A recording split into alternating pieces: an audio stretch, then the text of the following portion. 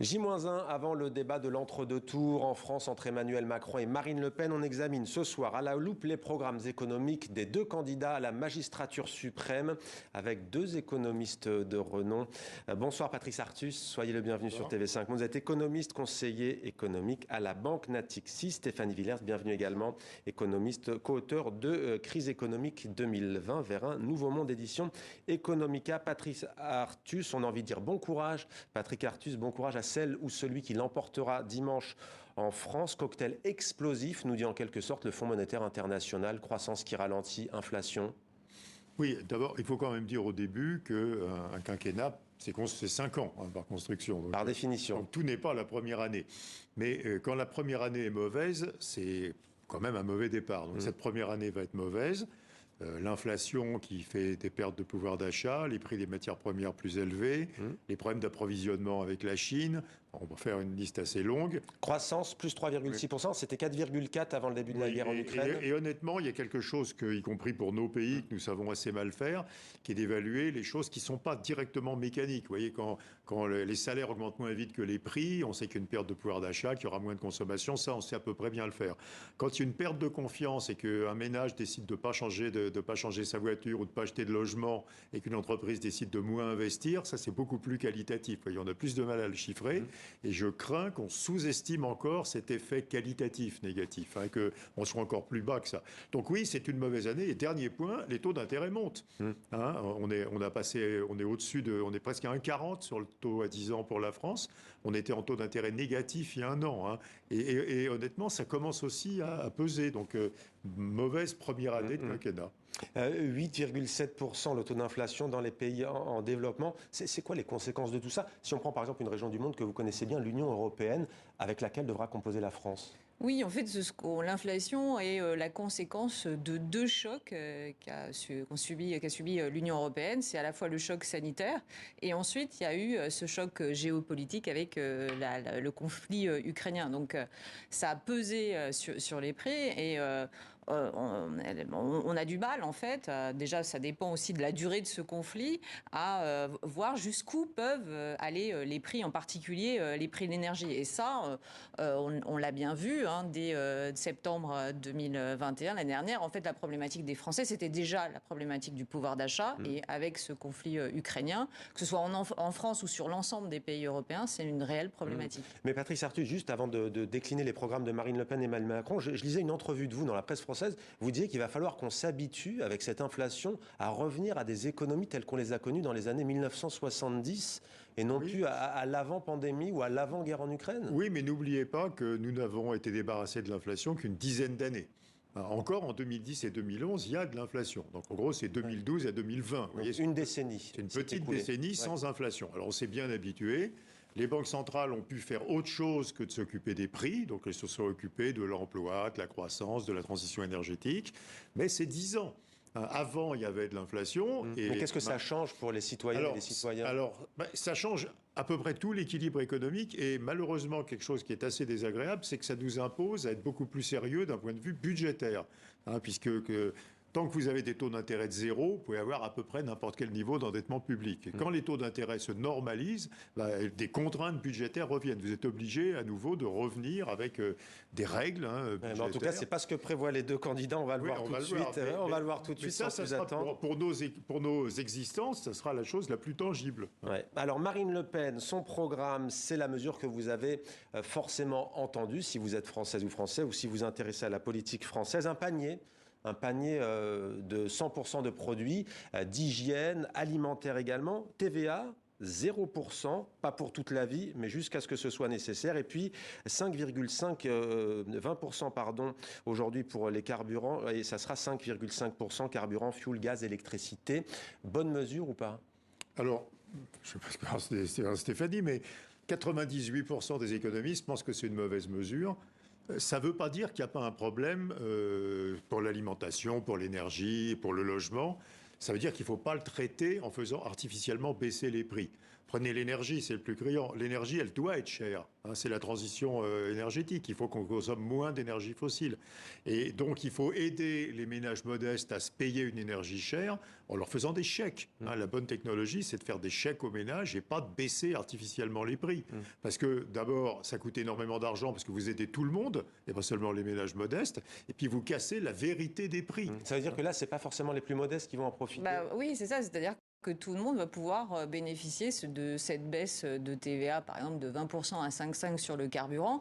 Or, en fait, les ménages les plus aisés ont des gros cylindrés, donc font des pleins qui coûtent très cher. Donc, eux vont être aussi extrêmement gagnants, et même plus gagnants que les plus modestes. Ouais. Alors, quand Marine Le Pen nous dit que sa problématique, c'est les Français moyens et les Français les plus défavorisés, eh bien, je ne pense pas. Avec cette mesure-là, tout le monde en profite, et en particulier ceux qui n'en ont pas besoin. Alors, justement, avant, c'était simple. On avait eu un homme ou une femme politique de droite, de gauche, du centre. Marine Le Pen, et je vous poserai la même question sur Emmanuel Macron, son programme économique, est-ce qu'il est de droite, de gauche? On lit aussi dans la presse parfois ce terme nouveau, social-populiste.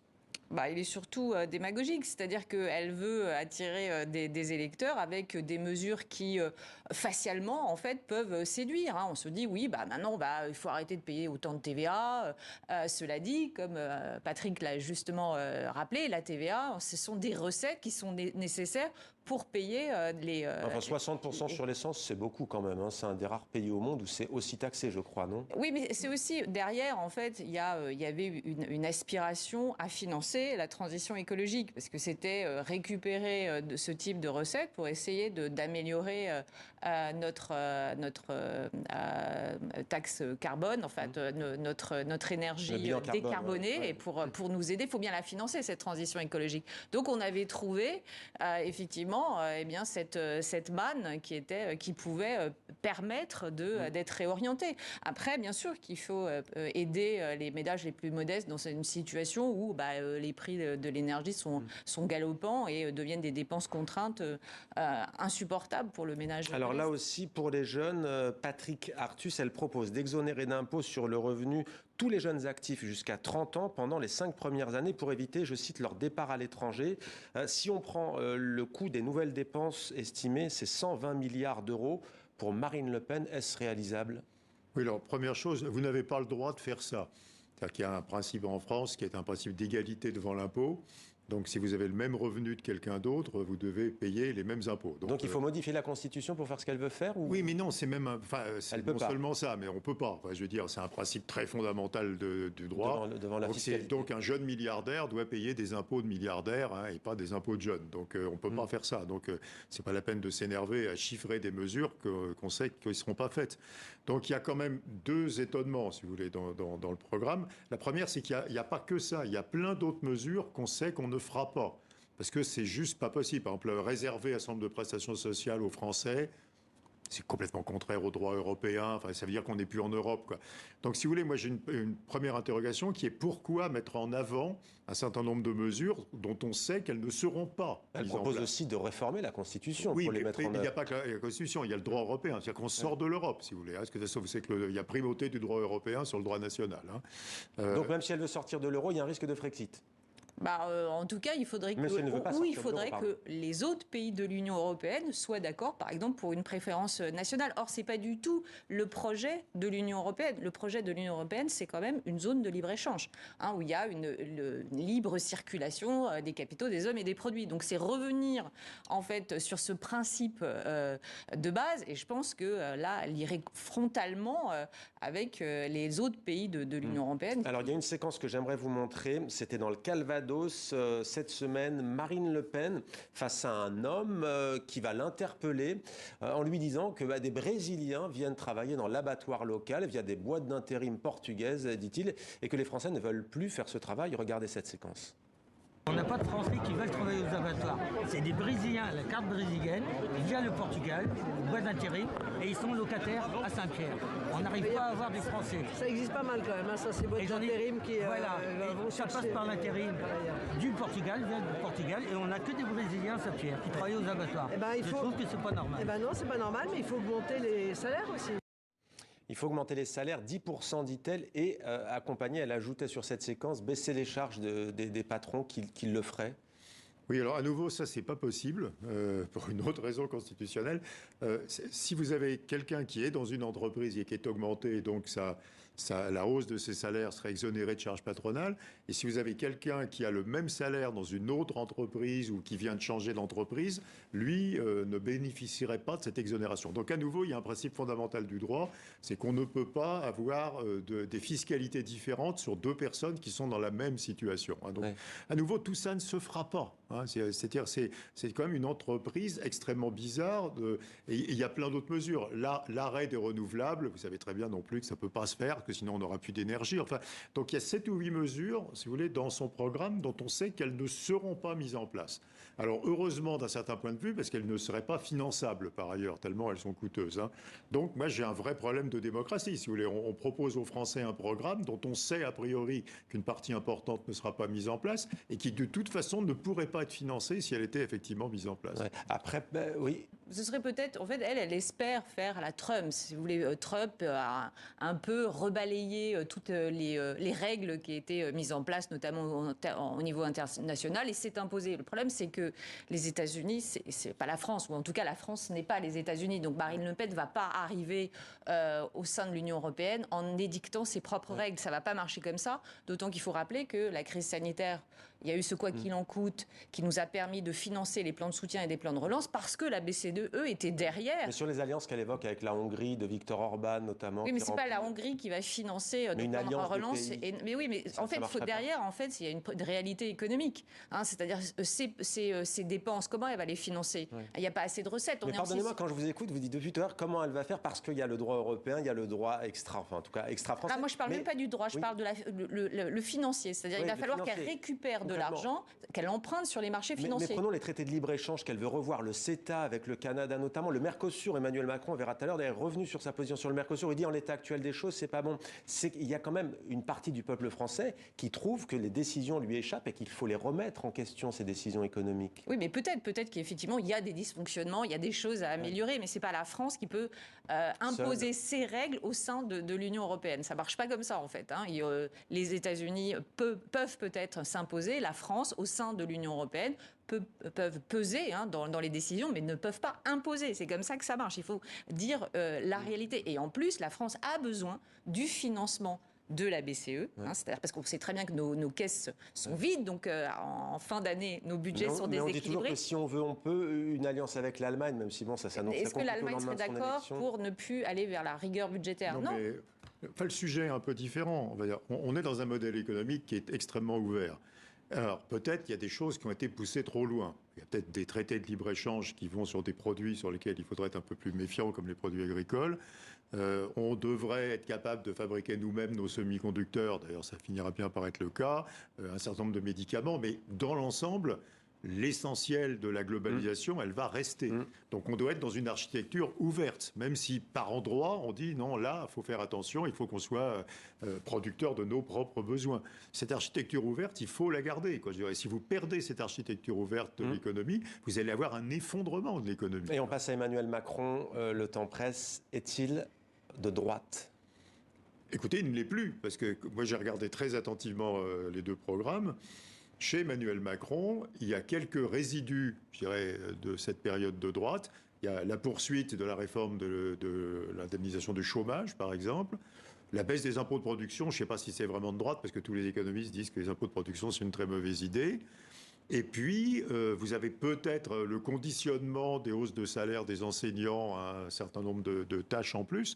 Mais le reste, c'est quand même une très grande entreprise de protection sociale très généralisée. Maintien du bouclier tarifaire énergétique, baisse de 18 centimes, c'est déjà en vigueur à la pompe, au moins jusqu'à l'été. Chèque alimentaire, vous l'avez évoqué tout à l'heure, pour les foyers fragiles. Que vous inspire ces mesures? Oui, mais il n'y a pas que ça. Il n'y a pas que ça, on en a choisi une. On va en décliner. Une liste énorme de trucs. On va en décliner. Non, mais c'est pragmatique, en fait. Face à une envolée des prix, il y a une solution qui est apportée, en particulier aux ménages les plus défavorisés. Et en fait, ces mesures sont transitoires. Alors que, par exemple, Marine Le Pen, si elle veut baisser la TVA, elle veut le baisser d'un seul coup. Et c'est une mesure pérenne. C'est ça, en fait, le problème. Donc, Emmanuel Macron reste toujours dans la logique « j'accompagne ». Pour autant, en fait, pendant toute cette période-là, en fait, il a fait croire aux Français que l'argent magique existait, que le quoi qu'il en coûte, en fait, était indéfini. Et c'est le risque, en fait, de l'après-élection, c'est que les Français réclament toujours ce soutien budgétaire, puisque on leur a pas expliqué qu'en fait ce quoi qu'il en coûte avait une fin, parce que la BCE allait mettre fin au financement de tous ces emprunts des pays européens. Ça prendrait fin quand, ça? Eh bien, normalement, en fait, c'était en août, normalement. Alors, avec la crise ukrainienne, peut-être qu'il va y avoir je sais plus pas, de... Pour l'instant, c'était annoncé pour août. Encore, il y a 3 jours. Quoi, donc, oui, c'est normal qu'elle tienne ses positions. Mais... La dette, alors, il y a aussi un militant de Marine Le Pen, un militant de Emmanuel Macron qui interpellait Marine Le Pen en lui disant comment vous allez financer votre programme. Elle lui a dit votre candidat favori, lui, a creusé la dette de 600 milliards, il me semble. Non, ça c'est plutôt de l'ordre de 350-400. C'est déjà beaucoup, mais c'est parce que tout le monde était d'accord, les 19 pays membres de la zone euro étaient d'accord pour que la BCE finance l'ensemble de ces programmes de soutien et de relance de l'économie de la zone euro. Et ça aura effectivement une fin lorsque la période un peu heurtée sera finie. Et les impôts vont forcément augmenter après ou pas? Que dit Emmanuel Macron à ce sujet? Il dit qu'il va continuer à les baisser, en tout cas en particulier certains impôts des entreprises. Si vous voulez, ici aussi, il y a un problème de démocratie. Parce que est-ce qu'on sait faire le bouclage des finances publiques du programme d'Emmanuel Macron? Alors, celui de Marine Le Pen, de loin, non. Il coûte 57 milliards son programme. Oui, mais celui d'Emmanuel Macron, il y a pas mal d'institutions indépendantes qui ont fait des chiffrements. Elles trouvent toutes à peu près la même chose, c'est-à-dire qu'en fin de quinquennat, on aurait un déficit public qui serait toujours à peu près de 4,5% du PIB, et pas de 3%. Évidemment, ça dépend beaucoup des hypothèses qu'on fait sur la croissance, ça dépend beaucoup, mais on voit bien que c'est un programme qui est quand même très dépensier. Parce que vous devez citer aussi les jeunes, la santé, les enseignants, etc., les crèches, il y en a une liste extrêmement longue. Donc ce programme très dépensier, ça ne pourra se faire en réalité sans hausse d'impôts que si on a plus de croissance. Donc le vrai enjeu, c'est est-ce que là-dedans, il y a des mesures qui nous permettent d'espérer qu'on ait davantage de croissance. Et comme vous disiez au début, la première année n'est pas bonne, donc c'est encore plus compliqué d'avoir plus de croissance. Donc moi j'ai un doute, j'ai un doute sur la faisabilité de ce problème sans hausse d'impôts. Sans hausse d'impôts, suppression de la redevance, ça vous le dites, c'est presque anecdotique. C'est juste, j'aimerais vous entendre aussi sur cette mesure qui est assez controversée aussi, de conditionner le RSA notamment à celles et ceux qui devraient, prouver qu'ils ont eu, en tout cas, exercé une formation ou une activité? Alors oui, certains, en fait, nous disent que ça reviendrait à un tarif horaire bien plus bas que le SMIC, et donc ce serait profiter de cette... Proposition de façon masquée, quoi. En fait, oui, alors bon, d'un autre côté, lorsque les jeunes font un stage, ils ne sont pas payés le SMIC pour la plupart, et ils sont formés. Il faut voir, en fait, le deal qui est proposé entre l'entreprise qui propose un travail à cette personne en RSA, et la personne, si elle est formée, même si elle ne gagne pas le SMIC, elle pourra espérer l'obtenir après cette période de formation. Il faut que le RSA devienne une espèce de période de formation déguisée, en fait. Voilà, on verra en tous les cas demain le face-à-face. Il sera évidemment question d'économie. Merci beaucoup Stéphanie Villers et merci beaucoup Patrick Artus de nous avoir éclairé sur les programmes des deux candidats.